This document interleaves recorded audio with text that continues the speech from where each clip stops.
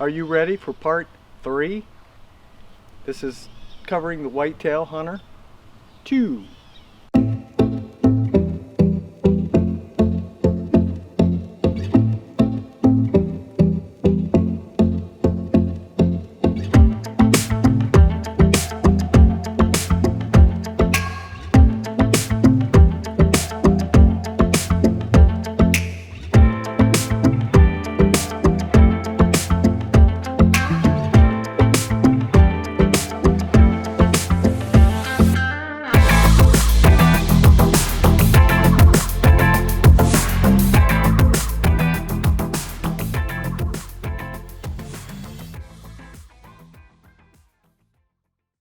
What's up, guys? Welcome back to Buck's Backwoods. As always, we appreciate you guys coming out and watching the videos. So today we're doing a video on one of the most popular items that we've covered so far. You guys have liked this video and liked it and liked it and liked it and watched it so many times and commented on it and given your feedback over and over and over again. So we're going to do a year in review of the Barnett Whitetail Hunter 2. So we did 2 videos on this last year. We did Dad's unboxing and we did a 3-month review of it, and you guys loved it. You guys were very curious about it, and a lot of you guys were looking to get one, and you had a lot of questions that we didn't cover in the videos. So a big portion of this video is going to be covering those questions, and then also giving you some more information after Dad's used it for a year now. We're going to go over the different optic that's on it now, what he likes about it, what he doesn't like about it, if there's anything, and all those questions that you guys had for us. So without further ado, I'm going to get him up here to talk about it, and hopefully you guys enjoy. Hey guys, back here. One of the questions we had was about the arrow. When it penetrated the target, it was going sideways, and that bugged the living daylights out of me. And I actually went out and, I took it to our local shop here, and I talked to them about, maybe the cams were out of sync, and, they were like, well, bring it back in a couple days and da-da-da, but I wanted to do some hunting. And I thought about it, and I was using, it did it with the field tip, and I was using the Muzzy trocar, which was a fixed 3-blade. And then I decided, well, you know what, I'm going to jump up and I'm going to try the 124 grain. And I went the Grim Reaper. And the reason I decided that was earlier, I did stick one with the trocar. I misjudged the range because it was getting close to evening. I thought he was at 35 when he actually was at 25. And so I got him a little high, and I had good blood, but I wanted a cut that was going to be a little bit more aggressive, and actually I hated that, not getting him. After 2 days we tracked him, we found him. He was still alive. He actually showed back up on game camera, had a big old scar. So he's still alive, and maybe I'll get him this year. But I bumped it up to 125 grain, and that seemed to correct the issue as far as the flight of the arrow, and it didn't seem to affect it at 20-25. It was flying much straighter versus using the 100 grain. And like I say, when that arrow was going through the target, it was like this. And then when I put the 125 grain on it, that straightened up the arrow, and I felt a lot better about that scenario. So if you're having an issue, with your arrows going through the target somewhat sideways or cockeyed, bump it up. And again, I went with the ones that I feel are gonna provide a little bit more cutting, which is going to allow for better bleed. Right there is, There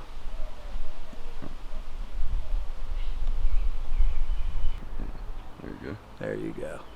Now if you can see that, I mean, to tell you what, that is probably about a 1/2 inch more cut all the way around versus the trocar.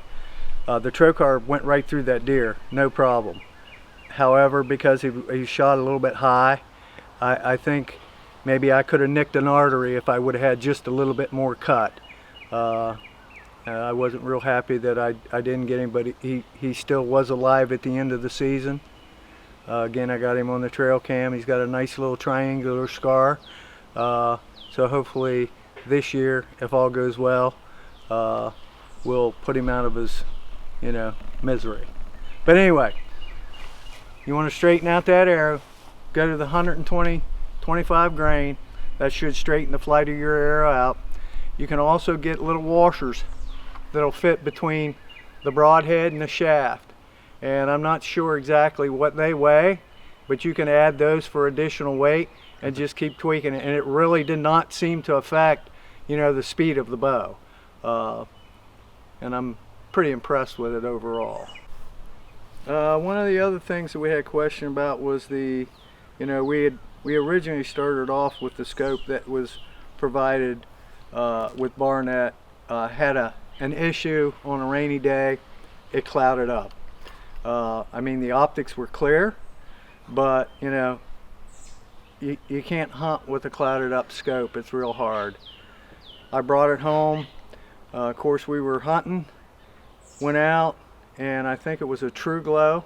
We went to our local sporting goods store, and they had a True Glow in there that had a lighted reticle. Brought it home, put it on. Come to find out, I shot it in because I wanted to hunt. It worked, and actually it worked pretty good, but I still wasn't, the ballistics, there was just too much in the turn, left and right, up and down, and I just felt that I was going to run out of my adjustments. And my son was kind enough that one of my Christmas gifts was a new sight mark, which actually has in a built-in rangefinder. Depending on the power that you're set in, it'll let you range that deer using the crosshairs of the where they fit and actually fall in the shoulder, where that deer falls in that. Then that's your range. If you're outside of that, you're too close. If you're too narrow, you're too far away, then you can make your adjustments via that.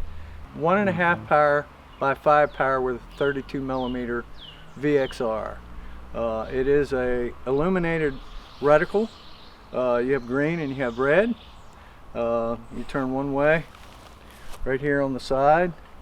Again, it's a nice clean, crisp, field of vision. The magnification seems to be great. When you set up your rangefinder, though, you have to be in 5 power to set that up. And then once you get your ranges and get it shot in, then you can adjust back and it'll fall right into place. All right. One of the other things, there was a question about the warranty on it. Well, of course, when the scope went bad, of course, we get on to find out if it's covered under a warranty, and it's not. And again, with my experience and what I dealt with in the rain, you're probably going to replace the optics at some point in time. What they told me was, what you have here is the limbs and the trigger mechanism are covered under the warranty. So the composite stock, the little butt piece here, I'm not even sure if this mechanism here would classify as the limbs. I don't think it does. I'm sure it's the limb, and the trigger mechanism. Again, I haven't had any problems with it as far, everything's after, the initial shoot in, where we shot it in. Everything stayed nice and tight, and it would sling them pretty daggone good. The string I don't even think I'm gonna need, but I think the serving here, where it rides on top of this top rail here, it gets a little wear, but you know, those are basically the two items that you have that are warranted. At least that's the way it was explained to me. Okay, the other question was the caulking. First of all, you're going to need a caulking rope, which looks like this. Got two little J hooks on it. Those little J hooks go onto the string. Right around the back here is a little groove, or that rope groove. You just take it and you pull it down. And the way I like to do it is, I like to kind of center it so that it's coming up even, so that we're drawing the limbs. So you basically just going to put your foot in that front stirrup there. I know I've seen the guys with the cranks, and it takes forever, you know. But you just take that and you pull up, and you'll hear it click, and you just let her down. She's good to go. And again, one of the nice features, you know, this thing is on safe. You cannot pull that off of safety. If there's not a bolt in here, it's not going to fire, unless by some freak chance there's a mechanical fault. You never want to pull the trigger without a bolt being in it, but I'm telling you, if you don't have that bolt back in there far enough, even if you put this to fire, all right, if the bolt is not seated far enough back in this little stop right here, it's got to push down on that. If that bolt's not back far enough, it's not going to fire. So you got to make sure that you seat it pretty daggone good.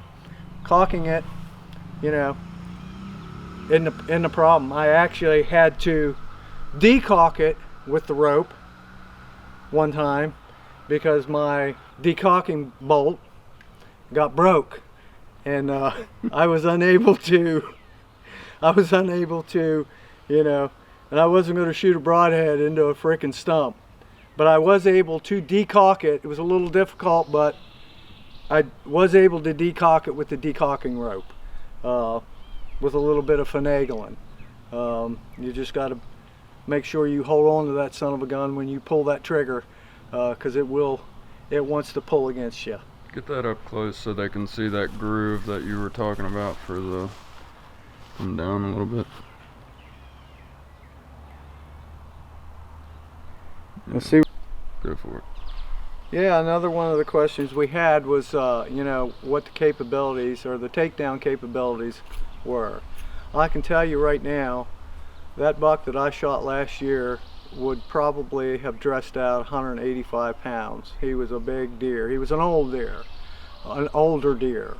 He had pretty good mass. I mean, he was a 6-point. He really probably, you know, I opted to put an arrow at him, and I can tell you right now that little trocar shot clean through him. Shot clean through him. And when I ranged, you know, got down and of course did my tracking and so on and so forth, I came back because I wanted to find out, you know, I had good blood, but I wanted to find out, and it was really bright, so I was thinking I may have clipped the lung, but I came back and I ranged where my arrow was at, and we were from where the arrow, he probably was inside 20 yards, and I just got mixed up. I thought he was at a 35 yard tree, and like I said, it was getting late, but I tell you what, it zipped right through him.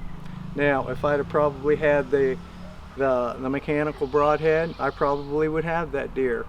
It's going to be a lot is going to be, you know, up to the broadhead. One, this thing will sling them. I can shoot from 50 yards back there and almost blow clean through that lower target there, and it'll almost put it clean through that rag bag up there. So killing an animal, I don't think you would have a problem. I don't think you'd have a problem with you know, shooting a hog with it, you know, right behind the shoulder. put it in the sweet spot in the furnace room, and it should, it should do its job. No problems. So, the only way you're going to find out is be like me. You got to go to the woods. I know the one I shot. It went clean through him. It just, I wish it would have been just a little bit lower, and we'd have had some venison for the freezer. Some more venison for the Some more venison for the freezer. Yeah. Some of us got more. Some of us got Yeah, venison. more. All right. Thanks for tuning in, guys. I really enjoy doing this with my son. And hopefully the information that we've shared with you will let you go out and, make a decision on what you want to hunt with. You don't have to hunt with this. You can go buy a Raven or, something, or a 10-point or whatever. Again, for the money, I'm happy with it. And I think you will be too. So as soon as I'm done here, I'm going to go ahead and fire this thing off and make it safe again. So till the next time, thanks for tuning in. Alright guys, so that is our third review on the Barnett Whitetail Hunter 2. We really appreciate you guys coming out and checking out the videos as always. We've made this video because you guys like the other videos so much, so we figured we'd put out some new information that we've gotten throughout this past year on it. As Dad was saying, it's a great bow for the price. Some of you guys had mentioned, oh, I'd buy the Excalibur or the Cross Point or 10 Point and all these other ones. The point of this video is to show you that there are quality crossbows out there for less than $500. They might not have all the bells and whistles that those other crossbows have, but this does the job just as well as any of those other crossbows does. So if your budget is within this price range right here, we've said it before and I'll say it again, this is probably the best crossbow that you're going to get for that price range. With that being said, there are a couple things, any compound bow that you buy that comes with a sight or comes with a stabilizer, those are things that are great when you're first coming in, but throughout time they're not of the best quality and you're going to have to end up replacing them, as Dad said about the scope and a few other things. But so far the composite stock and the trigger assembly, the limbs, the string, everything has held up just fine, and Dad's run hundreds of bolts through it so far and it's done just fine for him. So do yourself a favor, and if you're thinking about getting the whitetail, if that's within your top 5 to get in that price range, I would say pull the trigger on this bow right here. So that's enough about the whitetail. We really appreciate you guys coming out and checking us out. We're continuing to put out videos now that COVID-19's let up some and we're free to get out and do the things that we love again. So as I mentioned in the last video, I've been sponsored by a great company called FNX Fitness. They produce awesome products for working out and fitness and just health in general. You can get their super greens for digestive health, which I use frequently because I have digestion issues. They have great whey proteins, both vegan and non-vegan.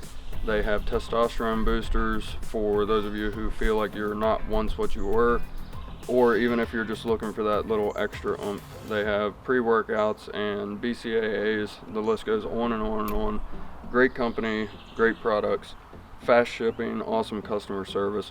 So if you guys are interested in that, check out that link below. That's fnxfit.com and use my promo code BUCK15 for 15% off all future purchases. Hit that like button and the subscribe button for me. That way you can get all future info on when our videos come out and what they're about and what we're doing throughout the year. And with that being said, we will catch you guys next time. Thanks. Bye.